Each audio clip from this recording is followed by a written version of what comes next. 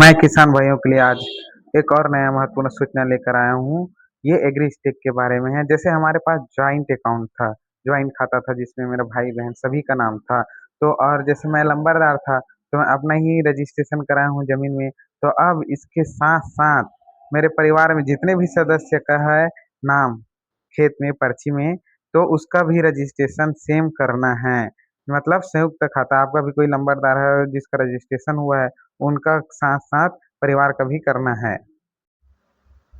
पहले सिर्फ़ लंबरदार का रजिस्ट्रेशन किए हैं, कोई-कोई अपने सदस्यों का भी रजिस्ट्रेशन करा चुके हैं, लेकिन अभी अब ज़रूरी है कि एग्री स्टेक में रजिस्ट्रेशन करना बहुत ज़रूरी है। परिवार के जितने भी सदस्य का नाम हो उनका रजिस्ट्रेशन यदि संयुक्त खाते में 3-4 हिस्सेदार हैं, जैसे हमारे 4-5 नाम है अपने परिवार के सदस्यों को, तो उनके नाम में भी इस ज़मीन का रजिस्ट्रेशन कराना ज़रूरी है। सभी जितना भी खसरा नंबर रहेंगे, उतने खसरा नंबर का रजिस्ट्रेशन कराना बहुत ज़रूरी है दोस्तों। तो किसान भाइयों से निवेदन है कि आप ज़रूर रजिस्ट्रेशन करा लेना अपने परिवार के सदस्यों का, ताकि आप किसी भी योजना से वंचित ना हों।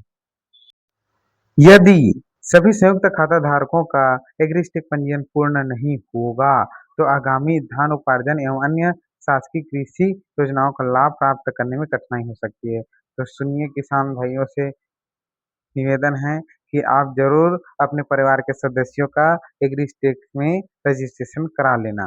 ठीक है किसान भाइयों? अतः सभी संयुक्त खाताधारक कृषक अपने आवश्यक दस्तावेजों सहित स्वयं उपस्थित होकर अपने नजदीकी सीएससी सेंटर या प्राथमिक कृषि साख सहकारी समिति में आप जाकर अपना रजिस्ट्रेशन करा सकते हैं। मतलब चॉइस सेंटर में जाकर रजिस्ट्रेशन करा सकते हैं और कृषि उपज मंडी में तो जो कृषि साख सहकारी समिति है वहां जाकर आप रजिस्ट्रेशन करा सकते हैं अपने परिवार के सदस्यों का। ये सबसे महत्वपूर्ण बात है दोस्तों, अगर आपका एग्री स्टेक में रजिस्ट्रेशन नहीं होगा, तो आपको किसान सम्मान निधि योजना में लाभ नहीं मिल सकता है। इसके रजिस्ट्रेशन के बिना किसान सम्मान निधि का प्रोसेस आगे बढ़ता ही नहीं है दोस्तों। किसान आईडी जनरेट करना बहुत ज़रूरी है, तब जाके आप किसान सम्मान निधि योजना में ऑनलाइन करा सकते हैं। इसके बिना ऑनलाइन होगा ही नहीं दोस्तों, तो ध्यान रखें इस बात को ज़रूर। अब एग्री स्टेक में रजिस्ट्रेशन के लिए क्या-क्या दस्तावेज लगता है उसको तो आप जानते ही होंगे, फिर भी मैं आपको बता देता हूँ दोस्तों। सबसे पहले तो हमारे पास आधार कार्ड होना चाहिए और उसके बाद B1 होना चाहिए, जिसमें सभी खसरा नंबर दर्ज हो। आप 2 बार 3 बार चेक कर लेना, पर्ची में मिलान कर लेना, कितना खसरा नंबर पर्ची में है और कितना खसरा नंबर B1 में है। उसके हिसाब से आप करना और आपका तो क्लियर होगा ही, फिर भी मैं आपको बता देता हूँ। उसके बाद है आधार कार्ड में लिंक मोबाइल नंबर। आधार कार्ड में लिंक मोबाइल नंबर बहुत ज़रूरी है क्योंकि उसमें ओटीपी जाता है और ओटीपी से ही आगे का प्रोसेस होता है। तो ठीक है दोस्तों, मेरे वीडियो को देखने के लिए बहुत-बहुत धन्यवाद। हो सके तो लाइक, कमेंट, शेयर ज़रूर करना। धन्यवाद।